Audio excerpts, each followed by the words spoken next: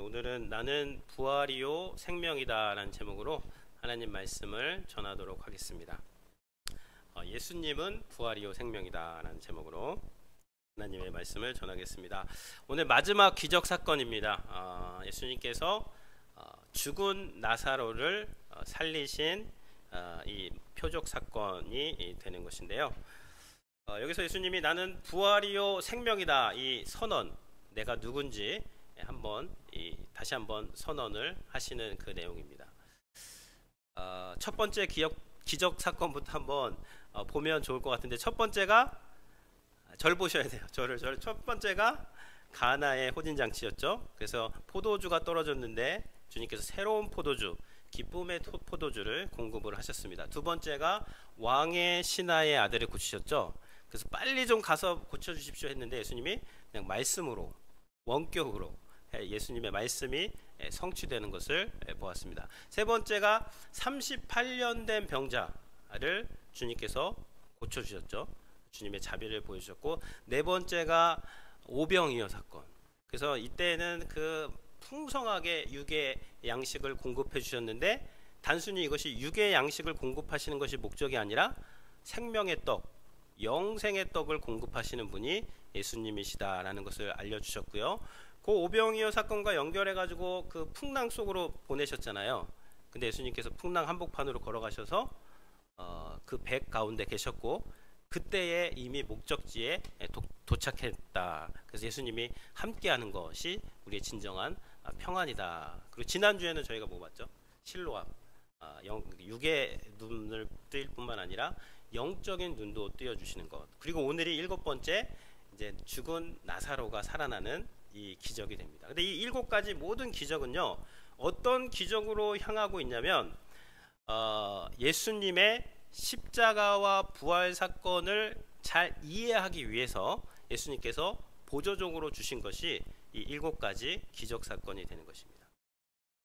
많은 사람들이 예수님께 막 표적을 구했어요. 근데 예수님께서 그때 하신 말씀이, 이 악한 세대가 표적을 구하지만 요나의 표적밖에는 보여줄 표적이 없다 그랬어요.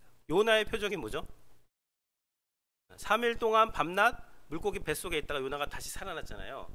마찬가지로 예수님께서 십자가에서 죽으시고 3일 만에 다시 부활하는 이 표적만 있으면 다른 모든 표적이 이 표적 안에 들어와 있고, 이 표적을 알면 이것으로 충분하게 되는데, 이 예수님의 표적을 가장 잘 이해할 수 있도록 도와주는 것이 이 마지막에 나온 죽은 나사로가 살아나는 그런 이 이야기가 되는 것입니다. 그래서 오늘 이 말씀을 통해서요, 우리가 함께 은혜를 나누기를 원하는데, 이 이야기를 통해서 몇 가지 질문이 있습니다. 많은 분들이 갖고 있는 질문. 그래서 그 질문을 우리 같이 살펴보면서 함께 은혜를 나누기를 원합니다. 첫 번째 질문은요, 우리 같이 한번 읽어보면 좋겠습니다. 앞에 보시고요. 왜 예수님은 나사로가 병들었을 때 당장 가서 고쳐주시지 않고 죽게 하셨는가? 3절을 보면요, 이에 그 누이들이 예수께 사람을 보내어 이르되, 주여 보시옵소서, 사랑하는 자가 병들었나이다. 지금 나사로 오빠가 병들어서요, 마르다와 마리아가 급하게 사람을 보냈습니다. 사랑하는 자, 주님께서 사랑하는 자가 지금 병들었습니다. 다음 절에 보시면요, 예수께서 본래 마르다와 그 동생 나사로를 사랑하셨다 그랬어요. 사랑하는 자가 병들 수도 있고 병들어 죽을 수도 있고. 6절을 같이 한번 읽어보겠습니다. 나사로가 병들었다함을 들으시고 그 계시던 곳에 이틀을 더 유하시고. 그 사랑했다고 두 번이나 말씀하셨거든요. 그리고 지금 이 병은 지금 아주 그 죽을 병이기 때문에, 급박하기 때문에, 그래서 사람을 급하게 보냈는데 예수님은 어떻게 하셨죠? 나사로가 병들었다함을 들으시고 계시던 곳에 이틀을 더 머무셨다는 것이죠. 예수님은 왜 나사로가 병들었을 때 당장 가서 고쳐주시지 않고 이틀을 더 유하셨는가, 죽게 하셨는가? 많은 분들이 여기에 또 이렇게 질문을 하는 것이죠. 그래서 예수님이 이틀 더 머무시고 장례식장에 갔을 때 이미 죽은 지 4일이 지났습니다. 그러니까 이틀 전에 갔어도 이미 이제 죽은 것이죠. 거의 죽었을 때 예수님께서 사람들이 도착한 것 같고, 예수님께서도 그 도착한 사람한테 죽을 병이 아니라 하나님의 영광을 위한 것이다 라고 말씀을 하신 것으로 봐서 이미 나사로가 이제 죽었을 때 이 사람이 온 것 같습니다. 그러면 왜 죽은 후 첫째 날 가지 않고 이틀을 더 기다리셔서 넷째 날 이제 가셨나, 이런 것도 질문을 할 수가 있게 되는 것이죠. 이 마르다와 마리아가 장례식장에서 예수님을 만났을 때 첫 마디는 둘 다 똑같습니다. 주님이 여기 계셨더라면 내 오라비가 죽지 않았을 것입니다. 예수님 왜 이제 오셨어요? 조금만 더 빨리 오셨으면 오빠 나사로가 죽지 않았을 텐데. 이것이 마르다의 질문이고 우리의 질문이 되는 것이죠. 예수님 왜 빨리 그 문제 해결해 주시지 않으셨나요? 왜 굳이 그때 그렇게 저를 기다리게 하시고, 그때 주님이 저를 도와주셨다면 좋았을 텐데 라는 그러한 의문을 우리가 갖고 있기도 합니다. 여기에 대해서 예수님께서 15절에서 답을 하고 계십니다. 15절을 보면요, 이제 다음 한번 넘겨주시면 제가 읽겠습니다. 내가 거기 있지 아니한 것을 너희를 위하여 기뻐하노니 이는 너희로 믿게 하려 함이라. 그러나 그에게로 가자. 내가 거기 있지 아니한 것을 너희를 위하여 기뻐한다 그랬어요. 기뻐하는데 이는 너희로 믿게 하려 함이라. 왜 예수님께서 이제 그렇게 늦게 가셨는가, 거기 계시지 않았는가? 이는 너희로 믿게 하려 함. 믿음을 주시기 위해서 예수님께서는 기다리는 시간을 허락하시고, 또 때로는 우리들에게 어려움을 겪게 하시기도 하시는 것입니다. 지난주 수요 예배 때 우리가 이제 나눔을 하는데요, 그 나눔 제목이 뭐였죠? 예수님을 믿는 믿음이 깊어진 때가 언제입니까? 저희가 한번 나눠봤습니다. 근데 저희 그룹에서는요, 절반 이상이 다 어려운 때를 말씀하시더라고요. 내가 컨트롤할 수 없는 그 상황에 들어갔을 때, 그때 내 믿음이 깊어졌다라고 다 그렇게 말해요. 한 분은 군대에 있을 때. 남자들은요, 군대 가면 힘듭니다. 여러 부류의 사람이 있어야 되고, 내가 원하지도 않는데 거기 같이 있어야 되기 때문에 쉬운 게 아니에요. 그때 하나님의 깊이 하나님의 그를 만났다, 그런 분이 있었고요. 한 분은 새벽 기도를 갔는데 집에 안 좋은 일이 생겼대요. 근데 그 사건을 통해서 또 하나님을 만났다. 한 분은 수술실에서 이제 깨어났는데 생명의 주관자 되시는 그 하나님을 만나고 내 믿음이 깊어진 것 같다. 다 보세요. 뭐였죠? 군대 가고 막 수술 받고 내가 원치 않는 그런 자리에서 내가 컨트롤할 수 없는 그런 상황 가운데 있을 때에 돌아보니 그때의 믿음이 깊어졌다라고 그렇게 말씀을 하고 있습니다. 그래서 지금 더 이제 기다리라고 하는 것은 사랑하지 않아서가 아니에요. 예수님이 여전히 사랑하셨어요. 사랑하는 자들도 기다리게 하시고 때로는 어려움을 허락하시기도 합니다. 사랑하시더라 그랬잖아요. 그 동생 마리아, 마르다, 나사로 다 사랑하셨단 말이에요. 그럼에도 이러한 기다림의 시간을 허락하시는 것들은 우리가 그 시간을 통해서 믿음을 갖게 하기 위해서. 저도 그때 나눴는데요, 저는 길게 못 나눴어요. 시간이 없어가지고. 그래서 저도 그때 돌아보니까 제 믿음이 깊어진 때는 언제인가, 제가 첫 번째 목회지에서 제 믿음이 깊어졌습니다. 제가 유학 온 지 한 5년 만에 뭘 알겠어요. 잘 모르는 상황에서 첫 목회지로 갔는데 하나님께 기도하고 응답받고 갔는데 그 상황은 쉽지가 않았습니다. 그래서 저는 처음에 갔는데 야, 구덩이에 빠졌다. 큰일 났다. 근데 이제 거기서 뭐 기도하고 또 말씀 보고 또 이렇게 목회를 하는 가운데 여기가 구덩이가 아니라 보물 창고이구나. 그래서 그 보물 창고에서 기도를 배우고 묵상을 배우고 말씀을 배우고 예배를 배우고 한정원의 소중함을 배우고 독서를 배우고 또 고독 가운데 하나님을 또 깊이 만나는 것들을 배우고 뭐 재정을 어떻게 하나님 채워주시는가, 거기서 아무튼 많은 것들을 이제 받았습니다. 그래서 처음에 갈 때는 사지인 줄 알고 들어갔는데 거기 사지가 아닙니다. 예, 물론 제 옛사람을 죽이는 곳이긴 했어요. 그러나 거기서 하나님께서 저에게 많은 믿음을 주시고 또 자라나게 하시고 또 이렇게 보물을 그곳에서 주심으로 제 믿음이 자라났던 그런 그 때가 있었습니다. 그래서 우리의 믿음을 자라나기 위해서 주님께서 때로는 이런 것을 그런 기다림의 시간을 주신다는 것이고요. 두 번째 질문은요. 그러면 우리 같이 한번 읽어보도록 하겠습니다. 예수님은 어떤 믿음을 우리에게 주시기 원하시는가? 그러면 예수님께서 마리아와 마르다에게 그 기다림의 시간을 주셨는데, 그러면 믿게 하려 함이라 그랬어요. 믿게 하려 함이라. 내가 거기 있지 않은 것을 기뻐한다. 이는 너희로 믿게 하라. 어떤 믿음을 갖기를 원하셨는가에 대해서 저희가 살펴볼 필요가 있는 것이죠. 그래서 예수님께서 이제 기다리시다가 그 장례식장으로 가셔서 첫 번째 만난 사람이 마르다입니다. 마르다와의 대화에서 예수님이 어떠한 믿음을 마르다가 갖기를 원하시는지 말씀을 하세요. 말씀을 보시면요, 22절이죠. 21절의 내용은 뭐냐면, 이제 마르다가 예수님을 만나자마자 주님께서 여기 계셨더라면 제 오라비가 죽지 않았겠나이다, 이 말을 하고, 그다음 두 번째 말한 것이 22절인데요. 같이 한번 읽어보겠습니다. 그러나 나는 이제라도 주께서 무엇이든지 하나님께 구하는 것을 하나님이 주실 줄을 아나이다. 예수님이 빨리 오셔서 오빠 나사로가 죽지 않았으면 좋았겠지만, 그러나 지금이라도 와주신 거 주님 감사합니다. 이제라도 주께서 무엇이든지 하나님께 구하는 것은 하나님께서 주실 줄 압니다. 예수님 기도해 주세요. 모든 장례 절차가 잘 마쳐지게 하시고요. 저와 지금 마르다와 또 마리아 마음이 많이 힘듭니다. 평안을 주시고요. 이 시간 잘 지나갈 수 있도록 예수님 도와주세요 하고 그렇게 기도 부탁을 드렸던 것이죠. 근데 예수님께서 이런 마르다의 기도 부탁을 듣고 23절에서 뭐라고 하시죠?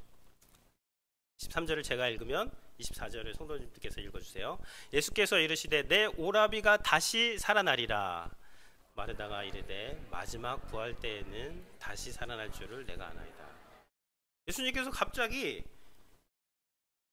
뭐 장례 절차 뭐 이런 거 뭐 마음에 평안 주시고 이런 거라도 주님 주십시오 그랬는데, 갑자기 예수님께서 네 오라비가 다시 살아나리라 그 말씀을 하시는 거예요. 그러니까 마르다가 네 알고 있습니다 예수님, 마지막 날에 오빠 나사로가 부활 때 다시 살아날 것은 내가 알고 있습니다.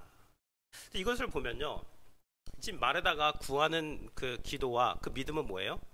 예수님이 마지막 날에 부활시킨다는 것은 믿고 있어요. 근데 뭘 믿고 있지는 않죠? 지금 이 자리에서 여기서 예수님이 나사로를 살아나게 하신다는 것은, 그거는 아직 이 기도 제목이나 믿음에 들어가 있지 않은 것입니다. 그래서 예수님께서 이러한 마르다를 통해서 네 오라비가 살아나리라 그러면서 25절과 26절에서 예수님의 자기 선언이죠. 예수님이 누구신지 선언을 하시는데, 이 말씀을 같이 읽겠습니다.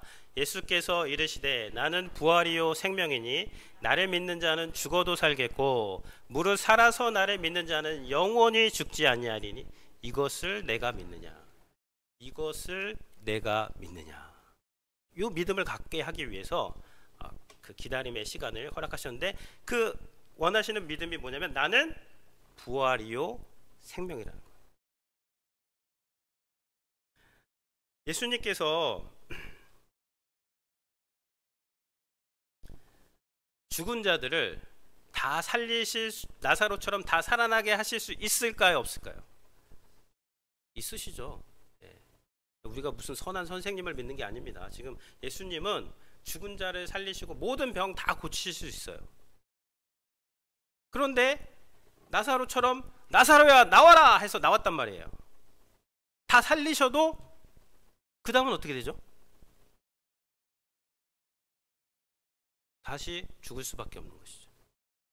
그래서 여기서 나는 부활이요 생명이라는 것은요, 그냥 단지 죽은 자를 나사로를 살아나게 하는 것이 아니라 이 부활이라는 것, 예수님의 부활을 보여주기 위해서 나사로가 다시 살아난 것을 예고편으로 주님께서 이것을 보여주심으로 내가 너희를 살아나게 할 수 있는 자다라고 그렇게 말씀을 하시는데, 요한복음 5장 25절에 보면 이제 그 베데스다 연못에서 그 병자를 고치시고 나서 하나님과 나는 하나다 막 그러니까 이 하나님과 동등된다고 해서 막 여러 가지 대화 중에 예수님께서 이런 말씀을 하시는데요. 5장 25절 말씀 같이 한번 읽어보겠습니다. 진실로 진실로 너희에게 이르노니 죽은 자들이 하나님의 음성을 들을 때가 오나니 곧 이때라 듣는 자는 살아나리라. 그때는 이 말씀이 무슨 말씀인가 했는데, 지금 예수님께서 진실로 진실로 너희에게 이르노니 죽은 자들이 하나님의 아들의 음성을 들을 때가 온다. 그러면 살아난다는 거예요. 곧 이때라 듣는 자는 살아나리라. 이 하나님의 아들을 들으면 살아나는 것이 마지막 때에 있을 일이기도 합니다. 그런데 예수님께서 그 일을 미리 보여주신 거예요. 그 일과 똑같지는 않지만 그러나 죽음에서 다시 살아나게 하는 이 나사로의 사건을 주님께서 보여주신, 음성을 들을 때가 오노니 곧 이때라 듣는 자는 살아나리라. 예수님이 나사로야 나오라 그랬을 때 죽음에 있던 나사로가 그 음성을 듣고 나왔단 말이에요. 예수님이 하나님의 아들이기 때문에 이 사건을 보여주시기 위해서. 그러니까 부활이요 생명이신 예수님께서 죽음에서 살아나는 이 나사로의 사건을 통해서 예수님의 부활이 무엇인지를 설명하기 위해서 이렇게, 그리고 그 부활을 믿게 하기 위해서 이러한 것을 허락을 하신 것이죠. 세 번째 질문은요. 그러면 이제 세 번째 질문도 같이 한번 읽어보겠습니다. 왜 예수님은 살리신 것을 아시면서 장례식장에서 우시고 비통해 하셨나요? 여기 보면요, 33절이나든지 거기에 보면 35절 같이 읽겠습니다. 예수께서 그가 우는 것과 또 함께 온 유대인들이 우는 것을 보시고 심령에 비통히 여기시고 불쌍히 장례식장에 가셔가지고 막 비통히 여기셨어요. 이때는 이제 마리아를 만날 때요. 이제 마르다 대화는 끝났고 여기는 마리아와 대화를 하시는데, 이 마리아가 막 눈이 퉁퉁 부어 있습니다. 4일 동안 막 울어가지고 예수께서 그가 우는 것과 또 함께 온 사람들, 마리아의 집에는 항상 사람들이 많이 왔다 갔다 했습니다. 예수님이 그 집에서 뭐 가서 식사도 하시고, 예수님이 한번 가시면 최소한 몇 명? 13명, 장정 13명 식사할래 봐요. 힘들죠. 근데 마리아는 그런 것, 마르다 마리아가 그 일을 다 감당했습니다. 그래서 그 많은 사람들이 왔고 그 막 곡을 하지 않겠습니까? 뭐 아이고 막 그런 곡 있잖아요. 그런 거 막 하고, 그런 거 보니까 예수님께서 그 우는 것을 보시고 심령에 비통히 여기시고 불쌍히 여기셨다라고 그렇게 말씀을 하고 있습니다. 근데 여기서 38절에도 나와요. 거기도 비통히 여기셨다는 것이 나오는데, 비통히 여기셨다는 것을 제가 찾아보니까 책망하다, 엄격히 경고하다, 분노하다라고 그렇게 되어 있습니다. 38절 말씀도 같이 한번 읽어볼까요? 이에 예수께서 다시 속으로 비통히 여기시고 무덤으로 가시니 무덤이 구리라 돌로 막았거늘. 그래서 이 비통히 여기셨다를 어떤 분들은 그 주변에 있는 사람들이 내가 부활을 다시 살릴 건데 예수님을 믿지 못하는 것 때문에 예수님께서 그 청중들을 향해서 비통히 여기셨다, 이제 화가 나셨다라고 그렇게 책망하셨다라고 보는 분들도 있는데, 저는 그건 아닌 것 같아요. 아무리 봐도.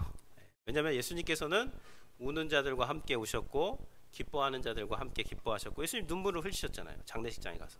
예수님 100% 사람이시지만 또 100% 또 하나님이시지만 100% 사람이신 예수님께서 비통해 하셨습니다. 근데 왜 이렇게 비통해 하셨다는, 여기서 비통이 여기서 무덤으로 가셨다 그랬단 말이에요. 그래서 여기서 이제 이게 분이 올라왔다는 거거든요. 근데 예수님께서 그 분을 가지고 사람들을 향하지 않고 어디로 가셨어요? 무덤으로 가셨단 말이에요. 무덤으로. 그럼 이 비통해하는 그 대상이 무덤에 있는 거예요. 무덤에 있는 죽음이 되는 것이죠. 죽음. 그 신학자 비비 워필드라는 분이 계신데요. 그분은 이렇게 표현을 했습니다. 비통히 여기셨다는 예수님의 분노는 죽음에 속한 인류 전체의 비참함을 보고 느낀 것이며 인간을 억압하는 죽음과 그 뒤에 있는 사탄을 향한 분노와 비통함이다. 칼빈 목사님도 이렇게 말씀하셨어요. 요 구절을 주의하시면서 예수님이 비통해하시면서 무덤으로 가셨다는 그거를 어떻게 표현을 했냐면요, 전투를 준비하는 챔피언으로서 그 비통해하시면서 그곳으로 가셨다. As a champion who prepared for conflict. 전쟁을 준비하는 그 챔피언으로 죽음을 향해서 비통해하시면서 죽음을 때려 잡으러 지금 죽음이 있는 그 무덤으로 가셨다라고 그렇게 해설을 하고 있는 것이죠. 예수님께서 이제 비통해하시고 분노하신 것은 죽음 앞에서 무기력하게 패배할 수밖에 없는 인간의 실존과 그 죄의 문제에 대해서 분노하신 것입니다. 그리고 마음 아파하신 것이죠. 예수님은 나사로를 사랑하셨고 이 세상을 사랑하셨습니다. 예수님께서 큰 소리로 나사로야 나오라 했을 때 그 나사로가 나오게 되었죠. 그 예수님께서 십자가에서 올라가셔서 큰 소리로 나의 하나님 어찌하여 나를 버리시나이까 외치시고 무기력하게 죽음 속으로 떨어지셨습니다. 죽음 속으로 들어가셨어요. 나사로를 영원히 그 죽음의 무덤에서 나오게 하기 위해서 예수님께서 그 죽음 속으로 자발적으로 죄가 없으신 그분이 죄의 대가인 그 죽음의 굴 속으로 들어가셔서 죄값을 다 치루신 후에는 사망 권세를 무찔러 버리신 거예요. 사망 권세를 죽여버리시고 다시 부활하심으로, 여기서의 부활은요, 이제 죄 사함을 받고 새롭게 그 새 생명을 가진 부활이기 때문에 이제 죽어도 다시 사는 것입니다.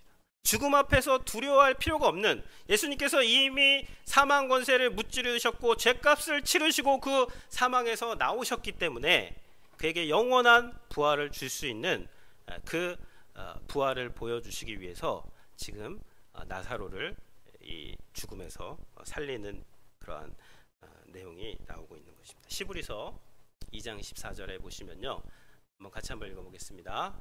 자녀들은 혈과 육에 속하였음에 그도 또한 같은 모양으로 혈과 육을 함께 지니심은 죽음을 통하여 죽음의 세력을 잡은 자 곧 마귀를 멸하시며.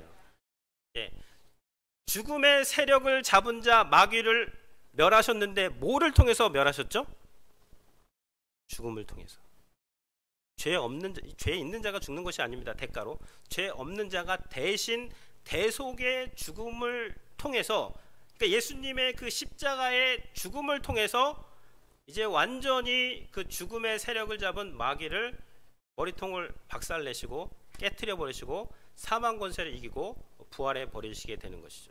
그 다음 절 보시면요, 한번 같이 읽겠습니다. 또 죽기를 무서워하며 한평생 매여 종로를 타는 모든 자를 놓아주려 하심이라.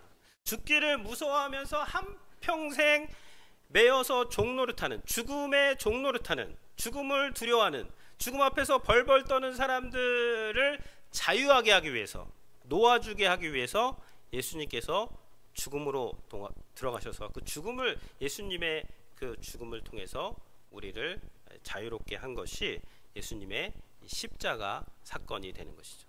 그리고 부활하신 것이죠. 이것을 믿으면요, 마지막 때에 부활하는 것뿐만 아니라 이것을 믿으면 오늘 우리의 삶의 그 현장 한복판에서 부활이 일어나게 되는 거예요. 새로운 마음과 또 새로운 소망과 새로운 희망, 우리의 결론은 부활이에요. 그럼 오늘 어려운 일이 왔어요. 너무 어려운 일이 왔는데 이게 해결의 기미가 안 보여요. 그럼 뭘 생각해야 돼요? 나는 여기서 죽는가를 생각하는 사람들은 부활을 믿는 게 아니에요. 내가 이렇게 힘든데 하나님이 여기서 나를 어떻게 다시 살아나게 하실까? 어떻게 부활하게 하실까? 하나님의 능력이 어떻게 나타날까를 고민하고 기도하고 그것을 묵상하는 자들이 부활을 믿는 자들이 되는 것입니다. 예수님께서 죽음의 문제를 해결하시는 방식은 예수님께서 직접 죽음 속으로 들어가신 그 십자가 사건이 되는 것이죠. 그 죽음을 통해서 죽기를 무서워하며 한평생 그 죽음의 종노릇하는 그런 사람들에게 영원한 부활의 생명, 죽음을 이기는, 죄를 이기는 그 부활의 생명을 주시고자 주님께서 그렇게 이제 하신 것입니다. 여러분, 원죄가 있어요. 오리지널 신. 많은 분들이 원죄의 이 교리를 들으면 그거는 아닌 것 같은데요. 아니, 아담 한 사람이 죄를 지었는데 그 한 사람이 죄를 지었다고 해서 죄가 세상에 들어왔다고 해서 사망이 들어와가지고 사망이 왕노릇하는 세상이 된 것이 말이 됩니까? 내가 지은 죄도 아닌데요. 나는 원죄, 오리지널 신 이런 거는 잘 못 먹겠습니다. 이런 분이 있어요. 근데 원죄도 복음이에요. 왜 그럴까요? 오리지널 신을 이기는 것이 오리지널 라이처스니스입니다. 오리지널 의가 있어요. 그것은 무엇일까요? 두 번째 아담 예수께서 오셔서 순종하시고 사망 권세를 이기시고 부활하셨단 말이에요. 그러면 한 사람을 통해서 죄가 오고 죄를 통해서 사망이 왔는데 두 번째 아담 예수 그리스도 한 사람을 통해서 순종이 오고 또 죄사함이 오고 의가 왔는데 그 의가 온 세상에 퍼져갔다는 거예요. 그 한 사람을 믿기만 하면. 내가 행한 게 아니에요. 그러나 그분이 행했지만 그분이 행한 것을 내가 믿을 때 그분의 그런 각종 좋은 은사들이 나에게 입혀지게 되면서 그 부활의 능력이 나에게 오게 되는 것, 이것이 오리지널 의가 되는 것입니다.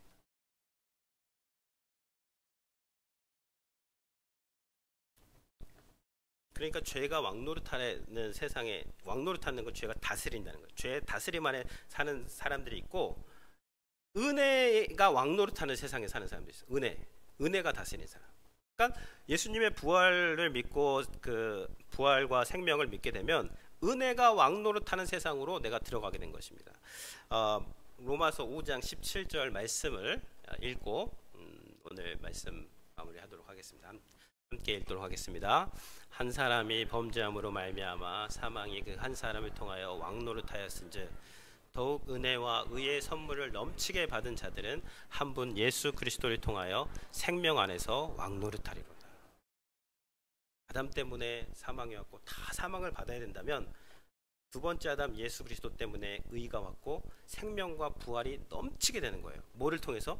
우리를 위해서 십자가에 죽으시고 부활하신 그 예수 그리스도를 믿을 때, 마지막 때에만 그 부활이 있는 것이 아니라 오늘 나의 삶의 한복판에서 예수님의 부활의 능력을 경험하시는 성도님들이 되시기를 주님의 이름으로 축원을 드립니다. 아멘. 우리 함께